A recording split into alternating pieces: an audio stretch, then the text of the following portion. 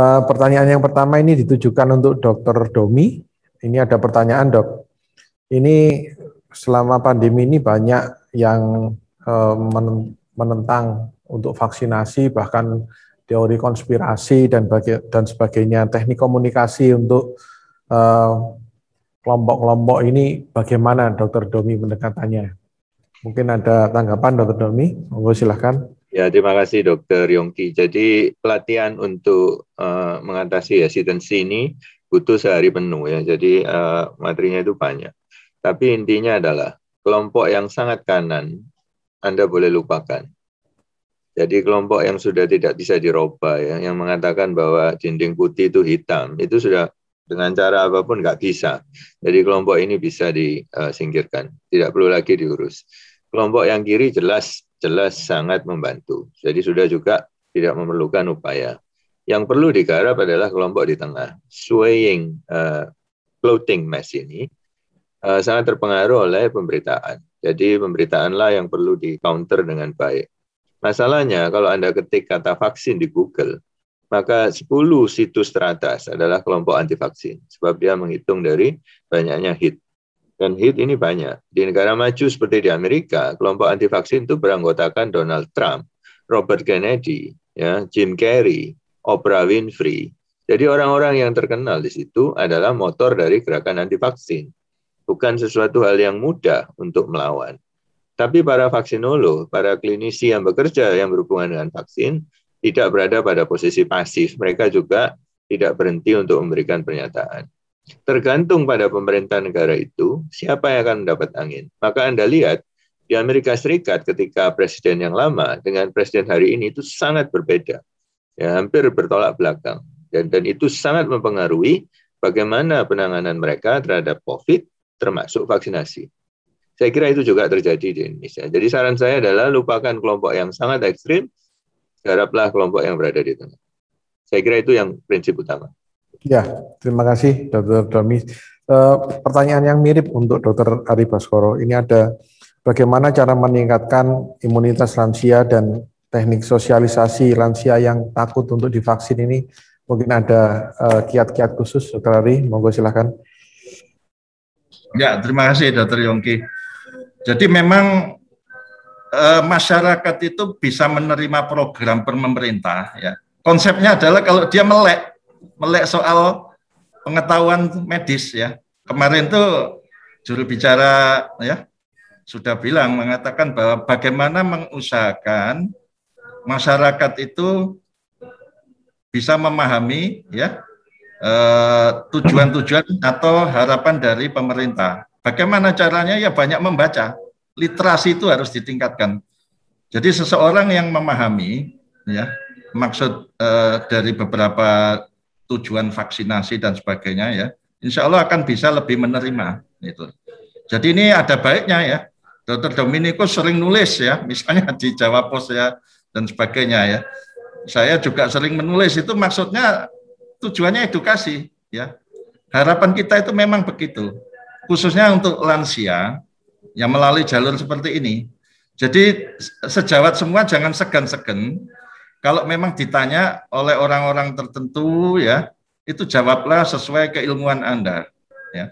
Anda di sini hadir bersama dengan maksud untuk meningkatkan wawasan ya, meningkatkan literasi soal vaksin ya. Itu harapan kita adalah nanti merambat ya untuk saudara Anda, untuk orang tua Anda, untuk teman sejawat Anda ya misalnya, itu kan menular istilahnya pengetahuan ini. Jadi konsepnya begitu. Nah khususnya untuk lansia memang yang terbukti bagaimana adalah satu ya, mengenai memperlambat yang kita sebut immunosenescence ya. Jadi ketuaan dalam sistem imun ya.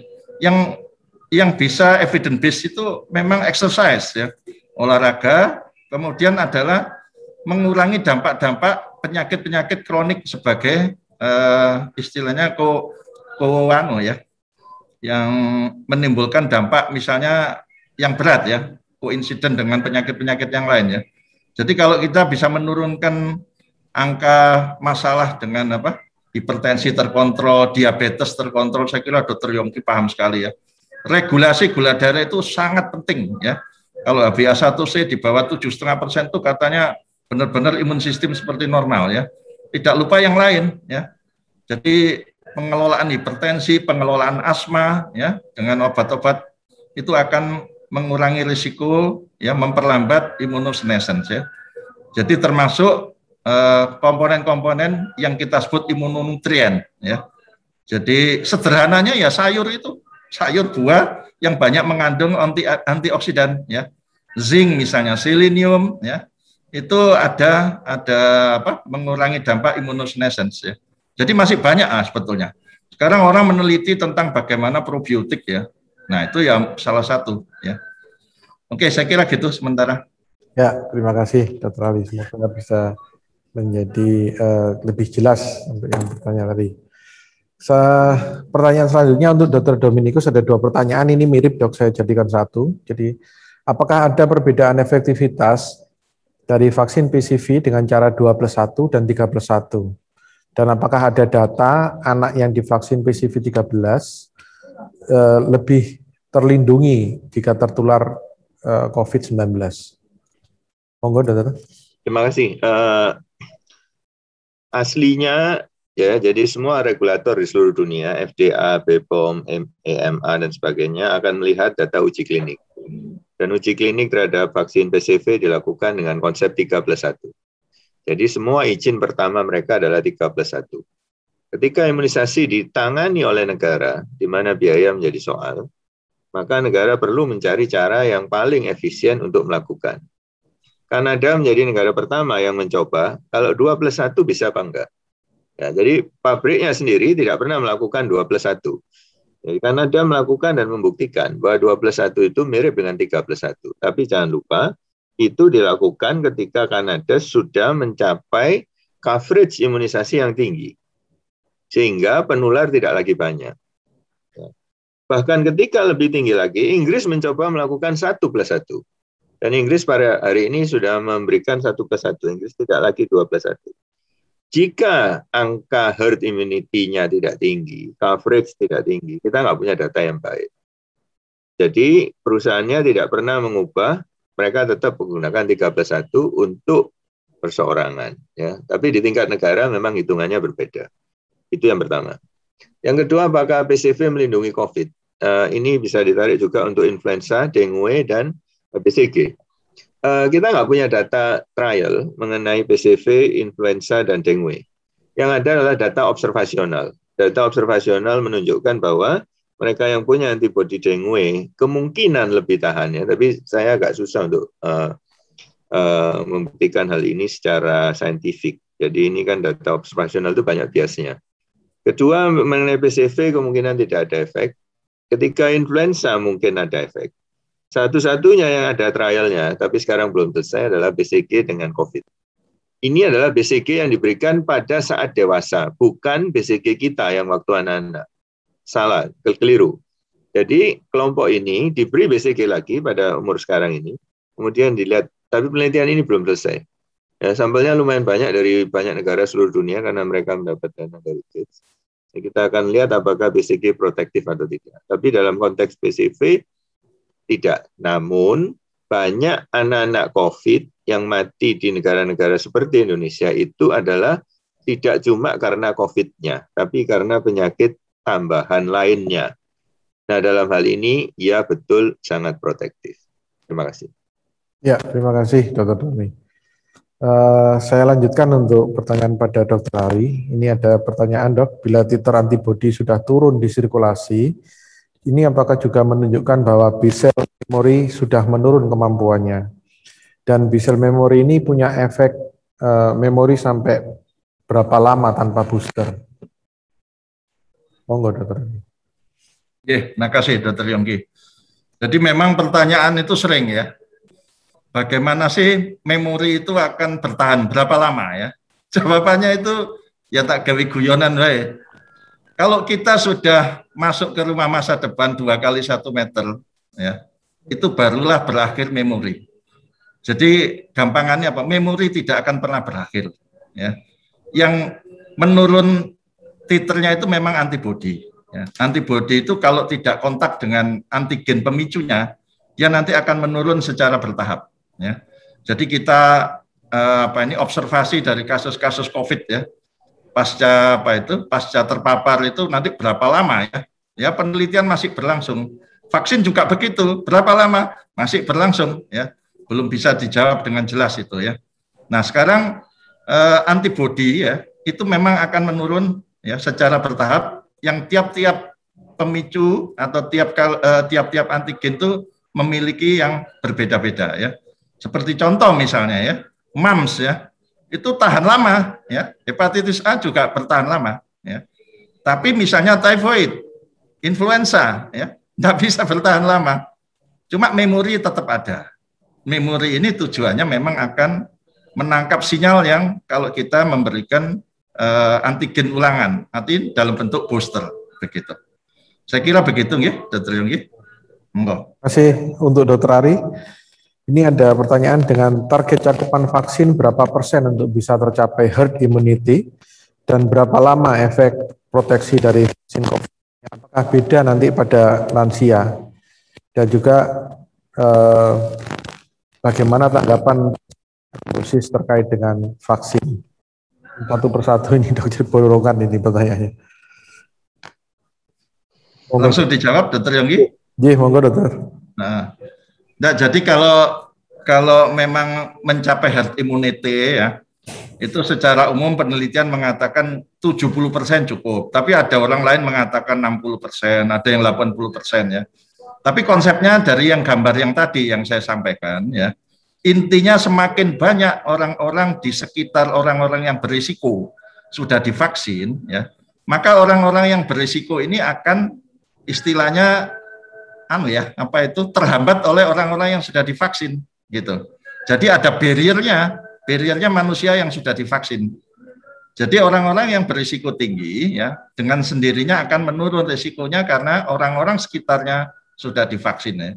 Jadi angka-angka yang menyatakan herd immunity itu memang banyak ya, tapi rata-rata kalau nasional mengatakan 70%. Itu nanti yang bagaimana menghitung kebutuhan vaksin COVID misalnya ya, itu berdasarkan nanti herd immunity 70% dari masyarakat sudah divaksin. Ya, kurang lebih begitu. Untuk efek proteksinya Dok, berapa lama untuk vaksin COVID? Efek proteksi kan tergantung dari jenis vaksinnya. Jadi vaksin-vaksin tertentu itu ada yang hanya diberikan sekali seumur hidup ya. Ada juga yang memang harus perlu dilakukan bolak-balik. Contohnya influenza itu setahun sekali ya, bahkan setahun 2 kali itu harus ada pembaruan ya. Mereka harus divaksin setahun sekali. Jadi itu menunjukkan bahwa mikrobanya ini, influenza ini memang gampang sekali merubah diri ya. Jadi itulah klasik pada influenza, dia memang mutasinya luar biasa gitu ya. Nah, nanti mengenai mikroba yang lain ya, itu ada yang sifatnya awet ya, sekali vaksin ya, seperti polio ya, kemudian campak begitu lebih tahan lama mereka. Jadi memang tergantung berbagai macam vaksin yang kita harapkan begitu. Jadi soal efektivitasnya begitu. Ya, ngaten nggih. Tentunya juga beda ya Dok pada lansia ya Dok. Kenapa? Apakah beda responnya pada lansia pertanyaannya? Iya. Pasti pada lansia itu memiliki respon yang berbeda dibandingkan orang-orang yang sehat.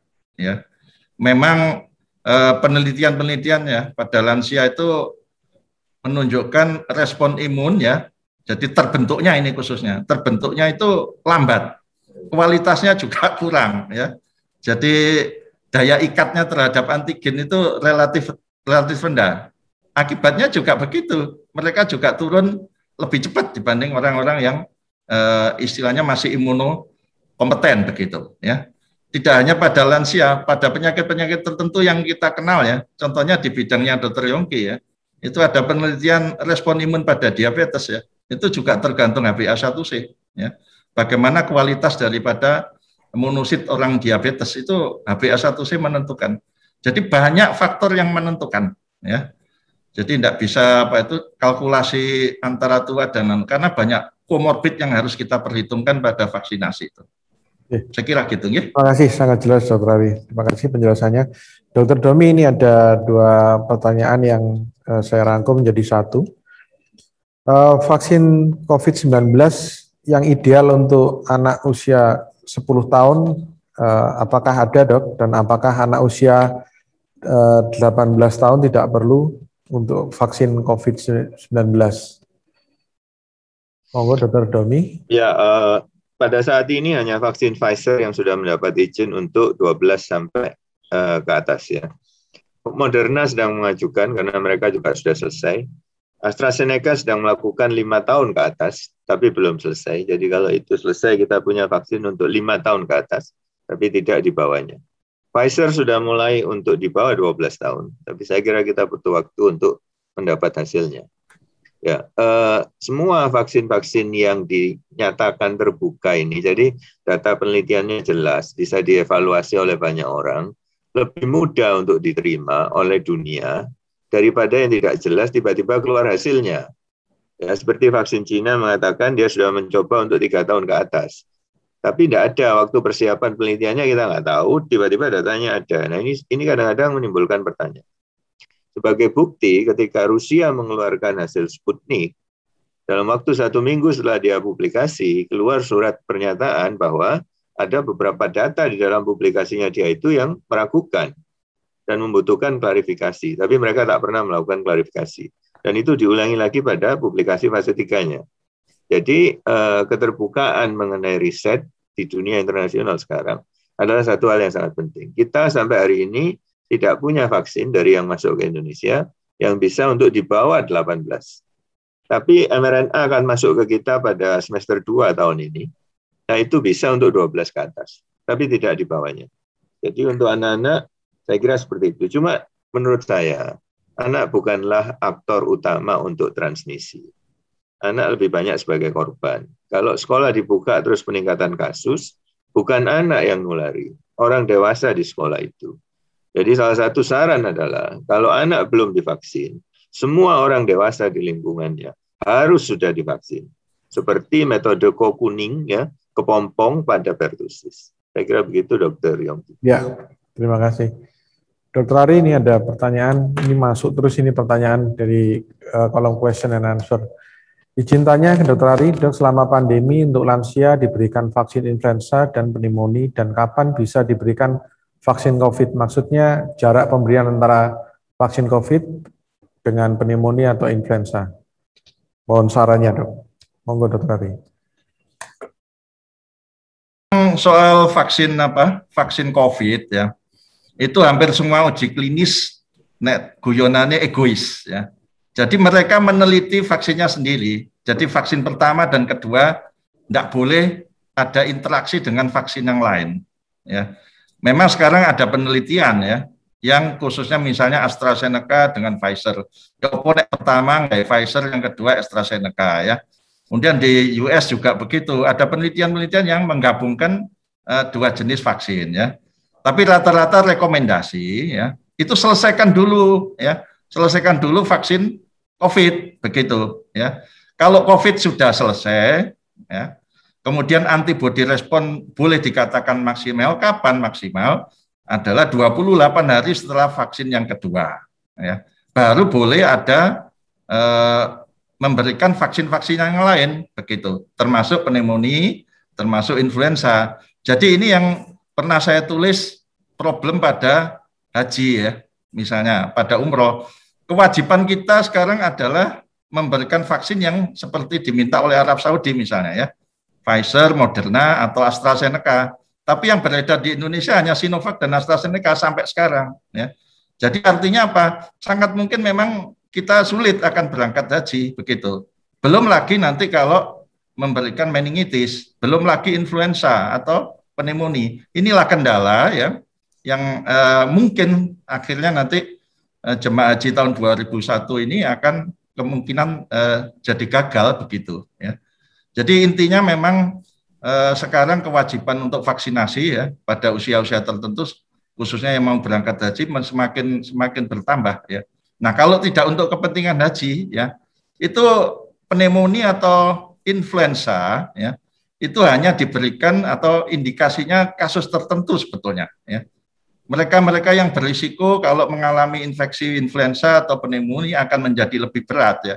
Jadi kalau misalnya sehat betul ya, mungkin tidak harus begitu. Tapi mereka-mereka yang punya kasus dekompensasi kordis, ya, punya PPOK, punya asma, punya diabetes, ya, itu obesitas misalnya juga, itu mereka dianjurkan memang memberikan pneumonia vaksin atau influenza vaksin usia-usia di atas 65 tahun begitu.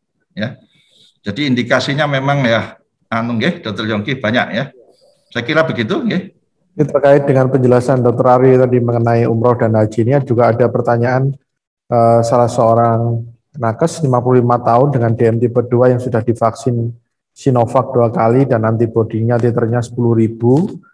Kemudian karena akan umroh tidak bisa karena memakai Sinovac. Apakah perlu vaksin lagi untuk bisa umroh atau haji? Ya, jadi ini memang khususnya untuk respon antibodi ya.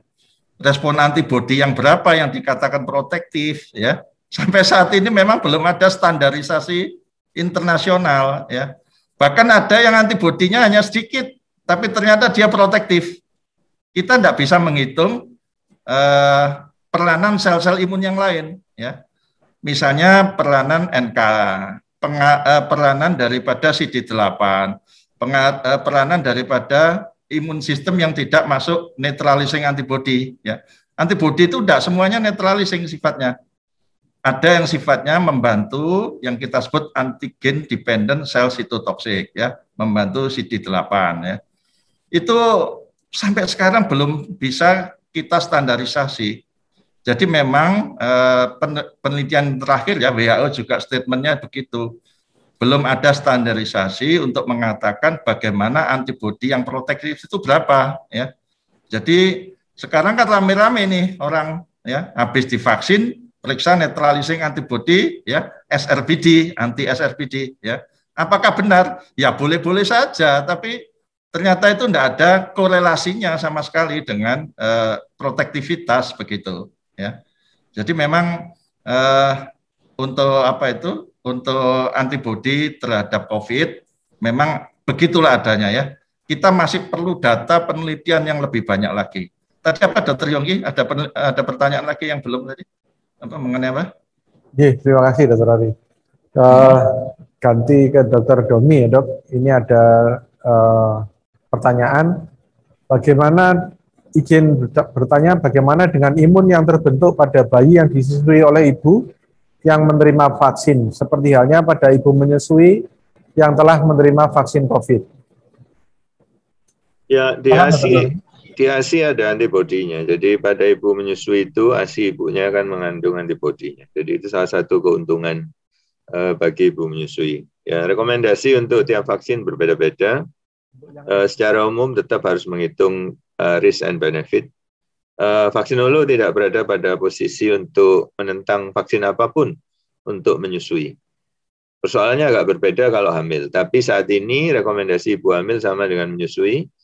Semua ibu hamil boleh mendapatkan vaksin. Yang tidak boleh kan jelas vaksin hidup, tapi untuk COVID belum ada satupun vaksin hidup yang dilisensi. Semua adalah vaksin yang inaktif, atau rekombinan, atau mRNA, atau viral vector. Jadi penelitian pada kelompok hamil dan menyusui secara uji klinik sudah berlangsung di beberapa negara. Sejauh ini hasilnya aman-aman saja, jadi saya kira tetap bisa diberikan. Jadi sekali lagi pada ibunya yang menyusui, keuntungannya adalah ASI-nya akan mengandung antibodinya. Saya ingin sedikit menambahkan mengenai correlate of protection ya. Penjelasannya Dr. Ari itu sangat baik, bahwa apa yang melindungi kita setelah vaksin itu kita terus terang tidak tahu. Itu berlaku untuk semua 40 vaksin yang ada di dunia ini. Ya, kita tidak tahu. Kita tahu setelah belakangan, makin banyak datanya. 26 dari 30 vaksin, itu correlate of protection-nya adalah antibody. Tapi tidak 100%. Kalau Anda menghitung hepatitis B, dan yang dipakai adalah antibody, ini agak melenceng. Karena antibody yang tidak terdeteksi, itu tetap melindungi Anda. Tadi adalah kuncinya adalah memory cell-nya. Infeksi seperti hepatitis B itu butuh waktu untuk sampai dari masuknya virus sampai terjadinya reaksi. Maka tubuh punya cukup waktu. Pada difteri, antibodi berperan. Karena dari masuknya kuman sampai sakit itu pendek, hanya 5 hari. Kalau hanya mengandalkan memory cell, Anda sakit duluan. Jadi tergantung pada vaksinnya. Nah, pada COVID sampai hari ini kita tidak punya apa sebetulnya yang melindungi. Kalau Anda lihat data Pfizer dan Moderna ya sama persis, dan itu sangat baik untuk menjelaskan. Perlindungan sudah mulai sejak hari ke-7, ke-4 mungkin setelah suntikan kedua. Antibodi baru tinggi setelah hari ke-8, 9 dan seterusnya.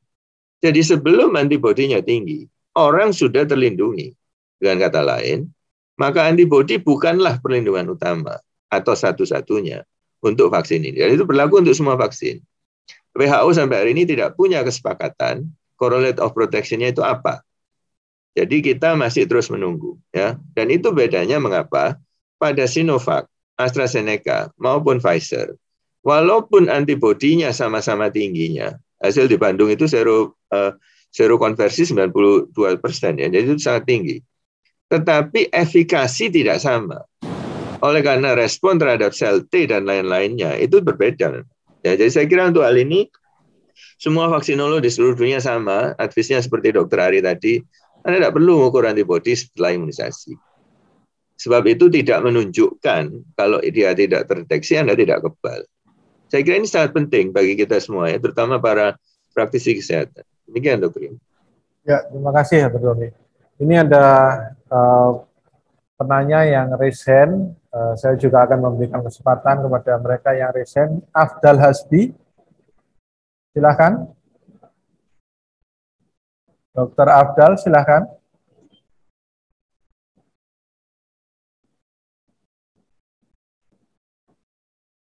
Silakan. Yang resen, mungkin ada yang bisa langsung ditanyakan. Kepada penanya yang resen, kami persilahkan langsung bertanya kepada para pemateri.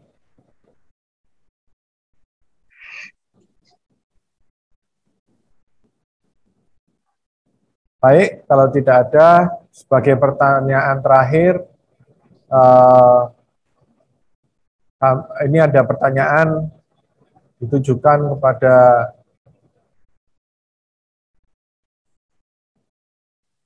Dr.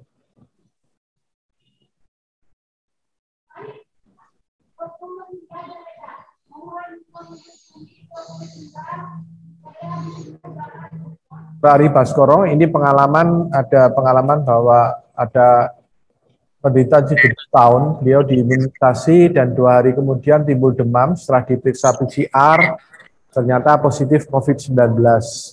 Mungkin ada penjelasan untuk fenomena ini, Dok? Ya, baik.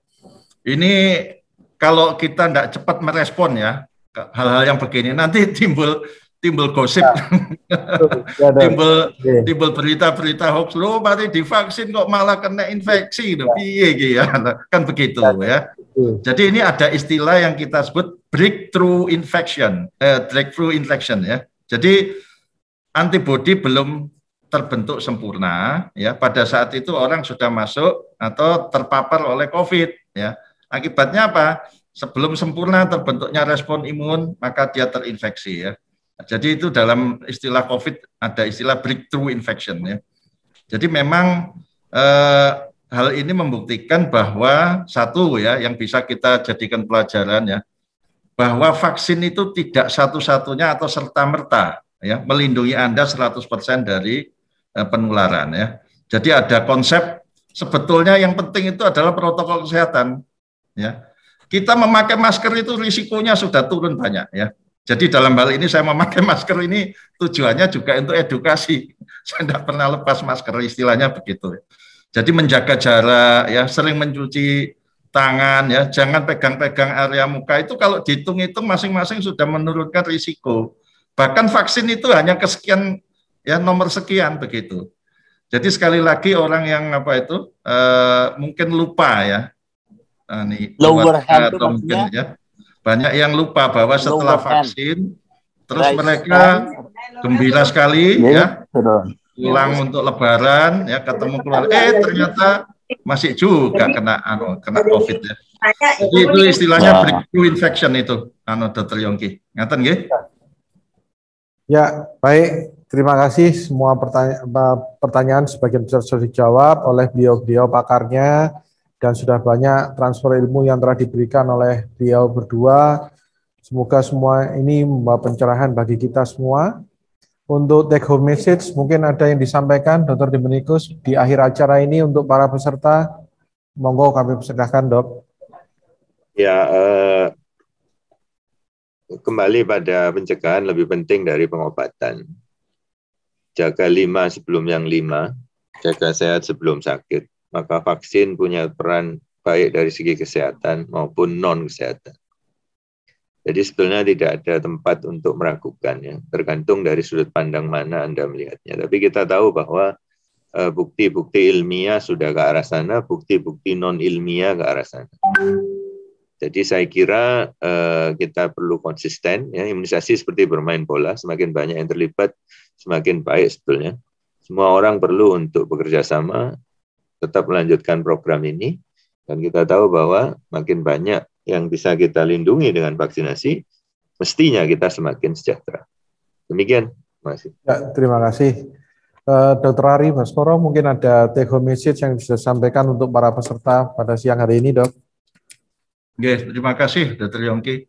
Karena materi saya tentang lansia ya 29 Mei kemarin ternyata hari lansia. Mungkin peserta kali ini mungkin tidak banyak lansia ya. Tapi harapan saya memang gini, usia harapan hidup di Indonesia semakin meningkat ya.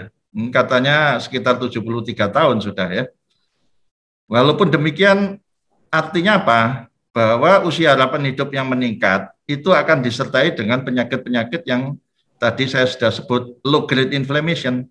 Jadi orang diabetes mungkin semakin meningkat, hipertensi semakin meningkat, penyakit jantung koroner semakin meningkat, dislipidemia ya, kemudian metabolic syndrome akan semakin meningkat. Tapi pesan saya begini, ya, nggak usah takut jadi lansia, kita song-song lansia dengan lebih baik, termasuk nanti dalam hal vaksinasi. Itu salah satu memperpanjang usia harapan hidup agar tidak terkendala karena penularan infeksi. Ya. Jadi konsepnya sederhana aja, dinikmati, ya. Kemudian jangan lupa selalu gembira olahraga, karena itu sudah terbukti, evidence base-nya jelas ya. Exercise, kemudian menjaga diri terhadap kemungkinan penyakit-penyakit kronik. Akhirnya jangan tidak kontrol ya. Dalam masa pandemi tidak usah takut ya untuk kontrol diri ya, termasuk yang punya penyakit malignan ya, HIV dan sebagainya. Kontrol diri lebih baik ya. Saya rasa begitu, Dr. Yongki. Terima kasih, Dr. Ari, atas message-nya, juga Dr. Domi. Terima kasih atas materinya yang telah diberikan kepada kita semua. Alhamdulillah ada 300 lebih peserta kita pada siang hari ini, dan semoga semuanya terpuaskan oleh materi-materi yang diberikan oleh beliau berdua. Dari saya, salam hormat, salam sehat untuk Dr. Domi dan Dr. Ari, dan untuk para peserta, semoga kita semua selalu dalam lindungan Allah Subhanahu wa Ta'ala. Baik, terima kasih. Saya kembalikan kepada MC, Dr. Charles. Wassalamualaikum warahmatullahi wabarakatuh. Silakan, Dr. Charles. Terima kasih sekali lagi kepada Dr. Yongki yang telah memoderasi acara kita hari ini. Juga kepada pembicara Dr. Dominikus Susada dan Dr. Ari Baskoro, kami ucapkan terima kasih sebanyak-banyaknya atas informasi yang telah diberikan. Kepada seluruh peserta acara webinar pada hari ini, jadi acara ini dapat dilihat kembali di YouTube ID Surabaya, jadi kami bisa dilihat kembali webinar ini. Kemudian kami akan melanjutkan acara ini dengan topik yang tidak kalah menarik, dengan judul penerapan klinis upaya vaksinasi, di mana dengan topik pertama penerapan klinis pencegahan pneumonia pada balita yang akan dibawakan oleh Profesor Dr. Ismodianto, spesialis anak konsultan. Kemudian yang kedua, topik meningkatkan imunitas pasien dewasa lansia dengan vaksinasi oleh Dr. Gatot Sugiyato, spesialis penyakit dalam konsultan alergi imunologi.